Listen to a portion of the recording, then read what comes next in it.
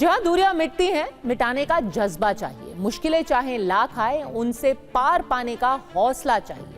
अब देखिए ना, 20 अक्टूबर 2024 का वो मंजर आपको याद होगा। वक्त रात करीब 9 बजे का था और जगह थी जम्मू कश्मीर में गांदरबल जिले का गगनगीर गांव। ये जगह थी जहां कैंप की मेस में रात के भोजन के लिए जमा हुए मजदूरों के बीच अचानक 2 आतंकी पहुंचे और अंधाधुंध फायरिंग शुरू कर दी। जब तक किसी को कुछ समझ आता, एक डॉक्टर और 6 मजदूरों की मौत हो चुकी थी, उनकी हत्या कर दी गई थी। ये सभी जेड मोड़ टनल के श्रमिक थे और हमलावर लश्कर-ए-तैयबा का the resistance front. Jammu Kashmir के किसी इंफ्रास्ट्रक्चर प्रोजेक्ट पर यह पहला इस तरीके का आतंकी हमला था, लेकिन आतंकियों के M4 कार्बाइन असॉल्ट और AK-47 राइफल से निकली गोलियां भी हमारे श्रमिकों के हौसले को तोड़ नहीं पाई। और इसके ठीक 85 दिन बाद आज का वो दिन जब प्रधानमंत्री नरेंद्र मोदी ने उसी टनल का उद्घाटन किया जिस पर काम वो मजदूर कर रहे थे। और इस दौरान पीएम ने टनल बनाने वाले इन्हीं श्रमिकों से मुलाकात की, उनके साथ ग्रुप फोटो खिंचवाई और फिर दोनों उमर अब्दुल्ला और प्रधानमंत्री ने इस टनल के निर्माण में योगदान देने वालों का शुक्रिया अदा किया।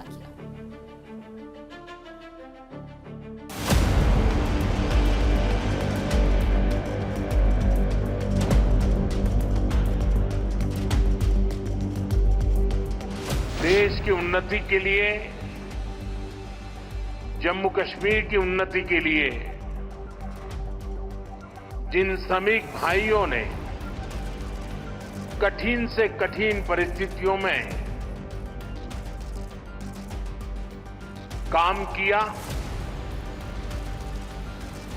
जीवन पर को भी संकट में डाल करके काम किया, और जिन 7 साथियों हमने खोए हैं, मैं आज सबसे पहले उनका पुण्य स्मरण करता हूं।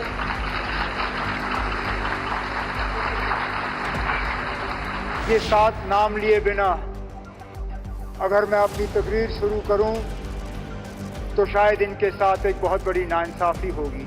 इन्होंने अपनी जान की कुर्बानी इस प्रोजेक्ट के लिए दी, जम्मू कश्मीर की तरक्की के लिए दी, इस मुल्क के लिए। जेड मोड़ टनल, जिसे आज सोनमर्ग टनल का नाम दिया गया, जम्मू कश्मीर के गांदरबल जिले के गगनगीर को सोनमर्ग से जोड़ने वाली ये टनल समुद्र तट से 8,650 फीट की ऊंचाई पर है। हालांकि ये दुनिया की सबसे ऊंची सुरंग नहीं है, लेकिन दुनिया की वो सबसे ऊंची टनल भी भारत में ही बन रही है, वो भी केंद्र शासित प्रदेश लद्दाख में। इस टनल का नाम है शिंकुला, जो 15,800 फीट की ऊंचाई पर बनेगी। अभी दुनिया की सबसे ऊंची सुरंग चीन की नीला टनल है, जिसकी ऊंचाई है 15,590 फीट। फिलहाल आज पूरी दुनिया भारत के जेड टनल यानी कि सोनमर्ग टनल के बारे में जानना चाहती है। ये क्या है, कहां है और क्या है इसकी विशेषता? तो ये जानकारी जोजिला टनल को जाने बिना अधूरी रहेगी। दरअसल Sonamarg tunnel Zojila tunnel project का ही हिस्सा है, जिसका मकसद पूरे साल श्रीनगर से लद्दाख तक आवाजाही चालू रखना है। जोजिला टनल 14 किलोमीटर से ज्यादा लंबी, एशिया की सबसे लंबी बाय डायरेक्शनल सुरंग होगी। जोजिला टनल को सोनमर्ग टनल से जोड़ने के लिए 18 किलोमीटर लंबी सड़क बनेगी। इन दोनों टनल के जरिए श्रीनगर, द्रास, करगिल और लेह के इलाकों में सुरक्षित संपर्क बनेगा। यानी कि जो जगह साल में कई महीनों तक पूरी तरीके से कट जाती थी, बर्फबारी होते ही कोई वहां जा नहीं सकता था, अब पूरे साल वहां आवाजाही चालू रहेगी। साथ ही बॉर्डर के नजदीकी इलाकों का इंफ्रास्ट्रक्चर मजबूत होगा। इसकी बहुत ज्यादा महत्व है। दरअसल पाकिस्तान बॉर्डर पर सियाचिन ग्लेशियर और तुर्तुक क्षेत्र में और चीन से सटे पूर्वी लद्दाख में भारत की डिफेंस फोर्सेस तैनात है, तो आपको पता है। पर इन अग्रिम चौकियों की देखरेख और सुरक्षा के लिए एयरफोर्स के एयरक्राफ्ट्स का इस्तेमाल किया जाता है। लेकिन अब सैनिकों का मूवमेंट और रसद का ट्रांसपोर्टेशन प्लेन की बजाय सड़क से भी हो पाएगा इस टनल की वजह से। इससे एयरक्राफ्ट्स पर होने वाला खर्च भी कम होगा और उनकी लाइफ बढ़ेगी। सोनमर्ग टनल के बाद जब जोजिला टनल भी बन जाएगा तो LAC यानी कि लाइन ऑफ एक्चुअल कंट्रोल और LAC लाइन ऑफ कंट्रोल तक सेना की आवाजाही और भी आसान हो जाएगी। बात अगर सिर्फ सोनमर्ग टनल की करें तो इसके 4 हिस्से हैं। पहला हिस्सा है मेन टनल, ये 6.5 किलोमीटर लंबी और 10 मीटर चौड़ी है। इसका इस्तेमाल सामान्य ट्रैफिक की आवाजाही के लिए होगा। दूसरा हिस्सा है पैरेलल एस्केप टनल। यह भी करीब 6.5 किलोमीटर लंबी और 7.5 मीटर चौड़ी है। इसका इस्तेमाल क्यों होगा? अगर मेन टनल भगवान ना करे धंस जाता है या वहां कोई इमरजेंसी हो जाती है, कोई एक्सीडेंट हो जाता है, तो फिर इस पैरेलल टनल का इस्तेमाल किया जाएगा। तीसरा हिस्सा है वेंटिलेशन टनल। यह करीब 600 मीटर लंबी और 8.25 मीटर चौड़ी है। इसका इस्तेमाल टनल में हवा की क्वालिटी बरकरार रखने के लिए होगा। और चौथा हिस्सा है अप्रोच रोड, जो 6 किलोमीटर लंबी है। टनल के दोनों तरफ इसका इस्तेमाल NH1 से टनल तक जाने के लिए किया जाएगा। और अब इस टनल के निर्माण से श्रीनगर से सोनमर्ग तक का सफर पूरे साल बेधड़क जारी रहेगा, क्योंकि सर्दी के मौसम में भारी बर्फबारी की वजह से दोनों इलाकों का संपर्क अभी तक पूरी तरीके से कट जाता था। श्रीनगर लेह हाईवे पर ऐतिहासिक जदमो टनल का उद्घाटन आज देश के प्रधानमंत्री नरेंद्र मोदी ने किया।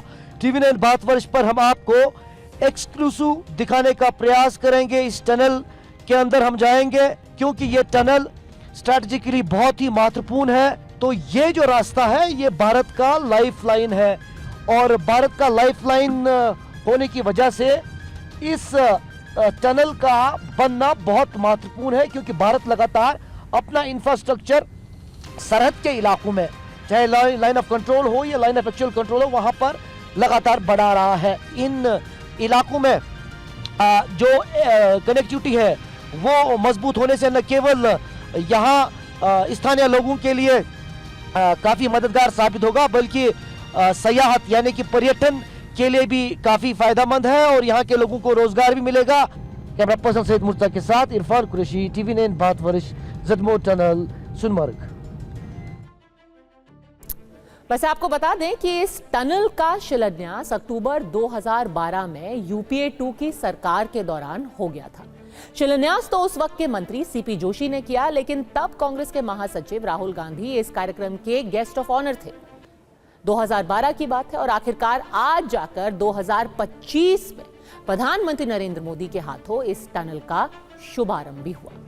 Z-Ward टनल को 2016-17 तक पूरा हो जाना था, लेकिन अगले 2 साल तक इसका काम शुरू ही नहीं हुआ।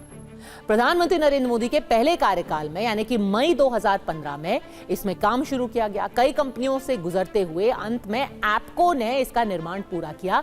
फरवरी 2024 में इसकी सॉफ्ट ओपनिंग हुई, लेकिन चुनाव की वजह से इसका उद्घाटन नहीं हो पाया, वो टल गया।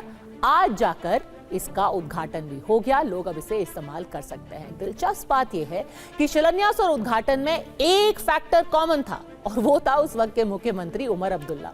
वो स्टेज पर राहुल गांधी, CP जोशी के साथ भी थे, और आज प्रधानमंत्री मोदी नितिन गडकरी के साथ भी वो बैठे हुए थे। तो आइए ये भी सुन लेते हैं कि उमर अब्दुल्ला ने क्या कहा, और ये भी सुनिए कि प्रधानमंत्री ने आज के दिन क्या मंत्र दिया। ये शायद मेरी खुशकिस्मती है कि जब इस टनल के लिए फाउंडेशन स्टोन संगे बुनियाद रखा गया, तब भी वजीर आला की हैसियत से मैंने उस प्रोग्राम में हिस्सा लिया। तब से एक लंबा अरसा बीता, लेकिन फिर आपके हाथों और जनाब नितिन गडकरी साहब के हाथों पिछले कुछ सालों में इस प्रोजेक्ट में तेजी आई, और आज इसकी शुरुआत हुई। इस टनल का यहाँ के लोगों को बहुत अरसे से इंतजार था। मुख्यमंत्री जी ने बहुत ही अच्छे शब्दों में उस कालखंड का वर्णन भी किया। मुझे खुशी है कि इस टनल का काम हमारी ही सरकार में पूरा भी हुआ है, और मेरा तो हमेशा मंत्र रहता है, जिसका प्रारंभ हम करेंगे उसका उद्घाटन भी हम ही करेंगे। होती है, चलती है, कब होगा कौन जाने, वो जमाना चला गया। सोनमर्ग सुरंग जम्मू कश्मीर की कई जगहों के बीच की दूरी तो कम कर ही रही है। आज ऐसा भी लगा कि इसने कुछ दिलों के बीच की दूरी भी थोड़ी थोड़ी तो कम कर दी। हम बात कर रहे हैं मुख्यमंत्री उमर अब्दुल्ला की। आज उद्घाटन समारोह में उमर ने कहा कि जो प्रयास प्रधानमंत्री ने किए उन्हीं का नतीजा है कि आज सरहद पर शांति है, और उसका फायदा कश्मीर में दूर दराज रहने वाले लोग उठा रहे हैं। मंच पर बैठे प्रधानमंत्री से उमर अब्दुल्ला ने कहा कि केंद्र और राज्य में दिल की और दिल्ली की दूरी खत्म करने का श्रेय भी उन्हीं को जाता है। पर सबसे बड़ी बात उन्होंने तब कही जब उन्होंने चुनाव का जिक्र किया, वो चुनाव जो अभी अभी कश्मीर में हुए हैं, जम्मू कश्मीर में। एक ऐसे वक्त पर जब कई विपक्षी पार्टियां चुनाव के निष्पक्ष होने पर सवाल उठा रही हैं, उमर अब्दुल्ला ने कहा कि कश्मीर में बगैर किसी गड़बड़ी के विधानसभा चुनाव हुए, इसका क्रेडिट जाता है प्रधानमंत्री को। वजीर आजम साहब, मैं दिल की गहराइयों से आपका शुक्रिया करना चाहता हूं कि आप इस ठंड में हमारे दरमियान आए, आपने इस टनल का इफ्तिताह किया।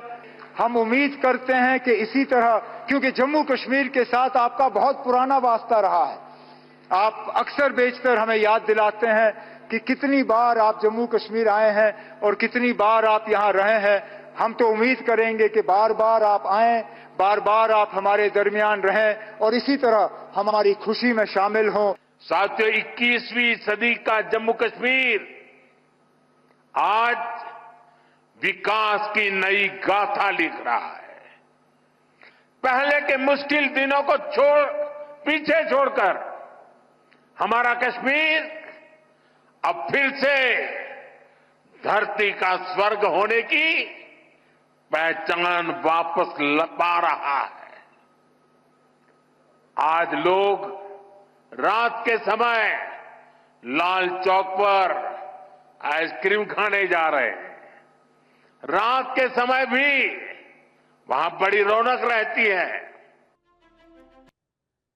ये अलग बात है कि उमर अब्दुल्ला ने पीएम की तारीफ करते हुए भी धीरे से उन्हें कश्मीर को पूर्ण राज्य का दर्जा लौटाने का संदेश भी दे दिया। उनकी जो प्रॉमिस थी वो उन्हें याद दिला दी। कश्मीर में इंफ्रास्ट्रक्चर डेवलपमेंट की बात करें तो सोनमर्ग सुरंग का वहां एक गौरवपूर्ण स्थान है, लेकिन ये तो सिर्फ एक बानगी है।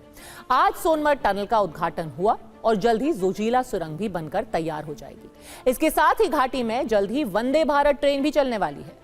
कश्मीर में चलने वाली वंदे भारत पूरी तरीके से तैयार है। इससे पहले पिछले ही हफ्ते चिनाब ब्रिज पर 110 किलोमीटर प्रति घंटे की रफ्तार से ट्रेन का ट्रायल रन हुआ।